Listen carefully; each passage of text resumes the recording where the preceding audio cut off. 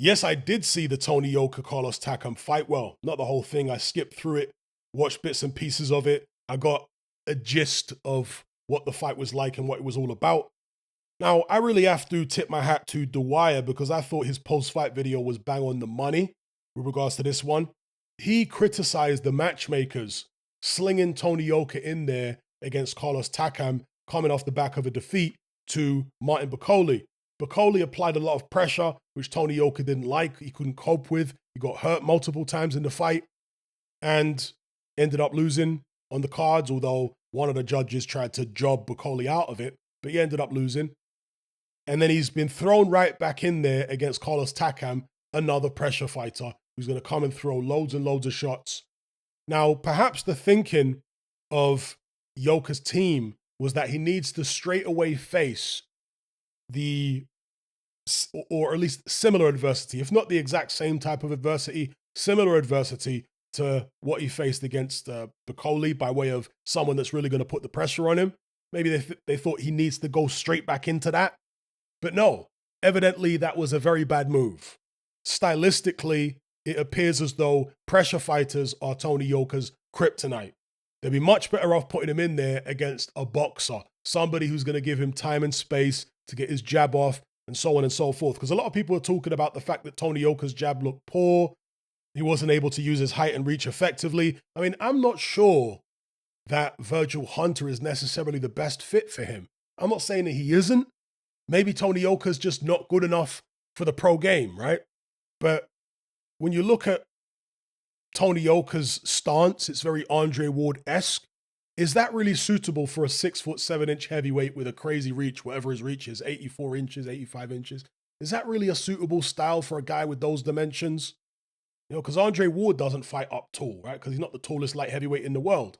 So maybe he needs a change of trainers, I don't know. But what is evident to me is that Tony Yoka lacks the physical strength and perhaps even the punching power to keep these swarming type heavyweights off of him.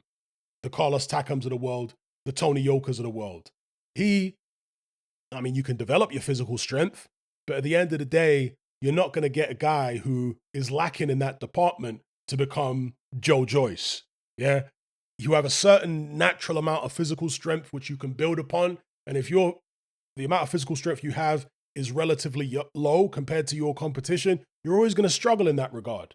So, yeah, I think that they're going to have to match Tony Yoka more appropriately moving forward and put him in there against boxers. Now, as for Carlos Takam, what is he, 42 years of age?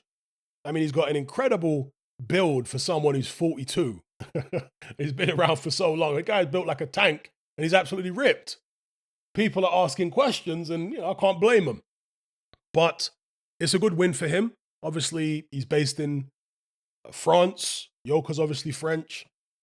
And he's going to get a lot of momentum coming off this fight. An Indian summer in his career. Potentially another title shot. Who knows if the belts become fragmented.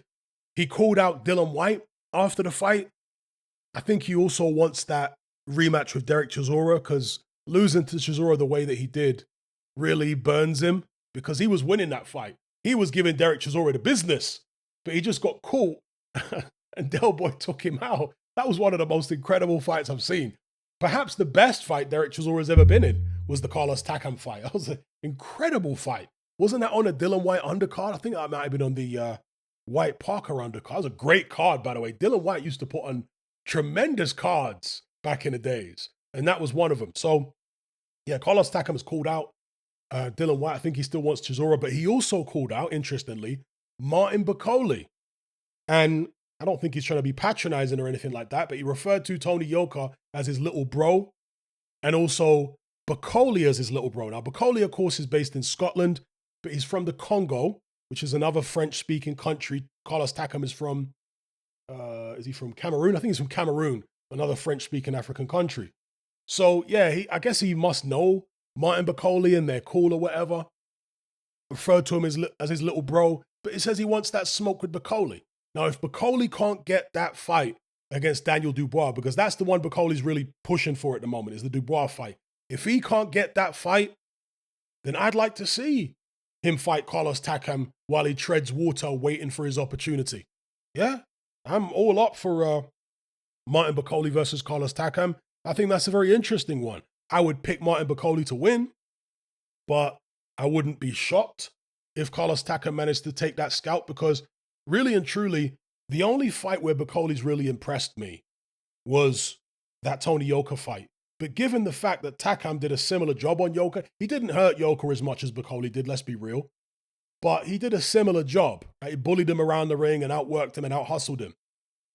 So perhaps that puts that in perspective in terms of Bakole's win over Yoka. Was it really that impressive, or was Yoka just not that good? You know? So, as I say, the Yoka performance aside, Bakole's never really impressed me. I mean, when he fought Sergey Kuzmin, I thought he was fortunate to get the decision. And there's quite a lot of similarities between Sergey Kuzmin and Carlos Takam. In fact, you could argue that Carlos Takam might be better than Sergey Kuzmin. So, yeah, that's my take on Carlos Takam's next move. I think the Bakole fight would be really interesting. Apparently, this show in France was quite a success.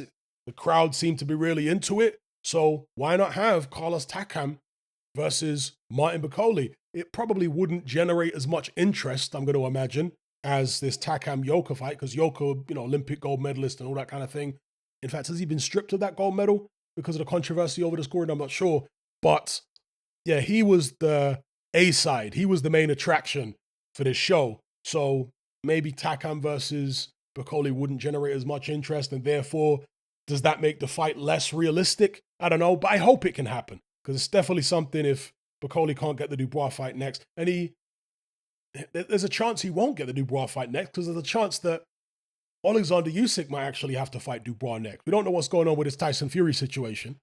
We'll have to see how that resolves. So, yeah, let me know what you guys think in the comment section below about Carlos Takam, his performance against Tony Yoka, where Yoka goes from here, and also the possibility of Takam having a rematch with Chisora, fighting Dylan White, or taking on Martin Bakole. Let me know what you think. Are you sick and tired of the mainstream mindset? Does the dogmatic conformity and pathological ignorance have you tearing your hair out in frustration? Then don't be alone. Come and join our brotherhood on Patreon. We stand as a beacon of reason against an army of insanity. You'll gain access to my weekly topical podcast, where we take more deep dives than Jacques Cousteau on an endless variety of subjects. There's also videos, interviews, live Q&As, as well as a vast back catalogue of previous episodes, including my popular Confessions of a Nightclub Bouncer series. You can listen via the Patreon app or download in high-quality MP3. Connect with myself and hundreds of other members in our Element chat group. There's no contract, no commitment. You can cancel at any time, and it's cheaper than a Mickey D's McMuffin. Just head to my Patreon page via the link below this video and select the tier called the Brotherhood of Reason. I'll see you over there.